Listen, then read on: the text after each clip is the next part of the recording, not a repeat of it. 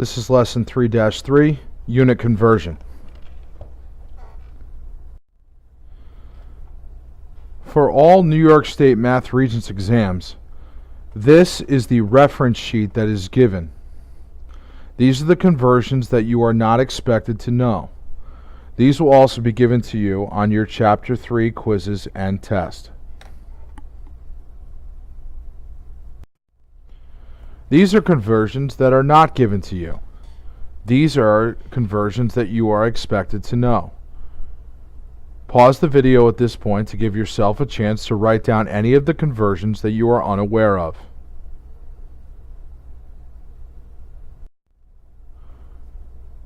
Let's revisit the identity property of real numbers. Take a look at the three expressions on the left and pause the video to give yourself a chance to answer them. Hopefully you recognized that all of the answers are equal to 3. In parentheses, you have different forms of the number 1. In the first one, you actually have the number 1. In the second one, you have 4 divided by 4, which is equal to 1. And in the third one, you have 5 plus 2, which is 7, over 4 plus 3, which is 7. 7 over 7 is also equal to 1. What we need to notice here is that 1 can come in many different forms, as it's going to in this particular lesson.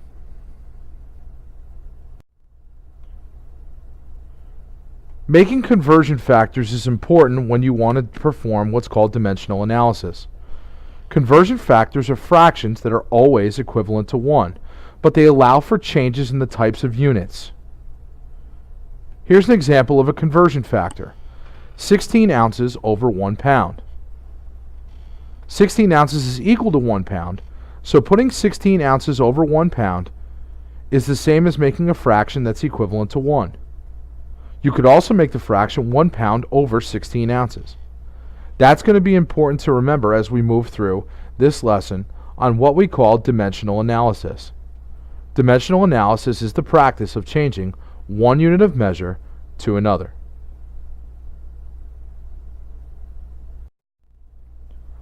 Here are the steps to dimensional analysis. The first thing you should do is put your initial units, whatever you're given, over the number 1. Second, now you need to figure out the best way to get from one measure to the next. You'll do this by making several conversion factors. You could make as little as 1. You need to make as many as you need. Then you're going to set up your conversion factors to get from one measure to another. Followed by crossing out the units that are diagonal from one another. The only unit at the end that will not be crossed out will be the unit that you're trying to eventually get to. So for example, if you were trying to convert ounces to cups, you would set up conversion factors, you would start with ounces, and you would end up with cups. Cups would be the only unit that's not being crossed out. Finally, once you get to your desired unit of measure, you're going to multiply across the top and bottom of all fractions that you've created. In the end, you'll simplify your answer with division.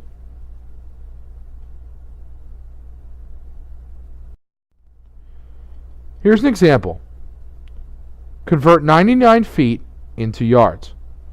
Pause the video at this point to give yourself a chance to try the example on your own.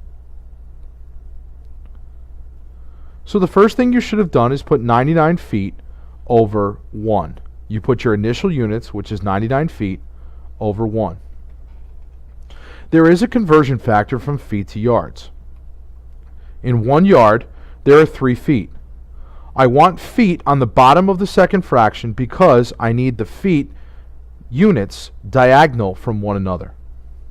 That allows me to cross out feet because they are diagonal from one another. See how my crossouts go diagonally? That reminds you that you can only cross out diagonally. Yards is my desired unit of measure, so I don't need to do any more conversion factors. Now I need to multiply across the top and bottom, which is 99 times 1 on top, and 1 times 3 on the bottom. That gives me 99 over 3 yards, and when I divide 99 by 3, I get 33. So my final answer is 33 yards. Here's a harder example to accomplish. If 1 inch is equal to 2.54 centimeters, convert 30 yards to meters. Round to the nearest tenth of a meter. Remember that tenths is 1 decimal place to the right.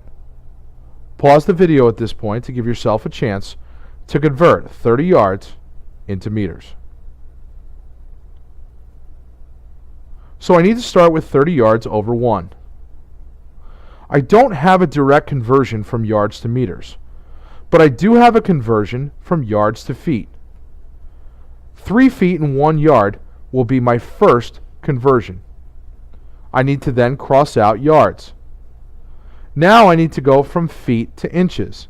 There are 12 inches in 1 foot. Now I can cross out feet. Now, given the conversion factor in the problem of 1 inch equal to 2.54 centimeters, I can put 2.54 centimeters on top and 1 inch on the bottom. I can then cross out inches. Now I need to convert centimeters to meters. There are 100 centimeters in a meter. I can then cross out centimeters. With meters being at the end, I'm in my desired unit of measure, after 4 conversion factors. This one is a very difficult example. But now I can multiply across the top and bottom to get 2743.2 over 100. Dividing those gives me 27.432. Rounding it to the nearest tenth would give me 27.4 meters.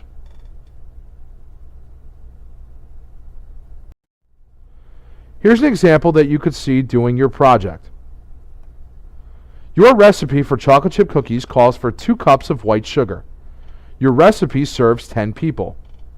You need to find the number of calories from sugar in 1 serving. So the first thing I need to do is find a conversion from calories in sugar.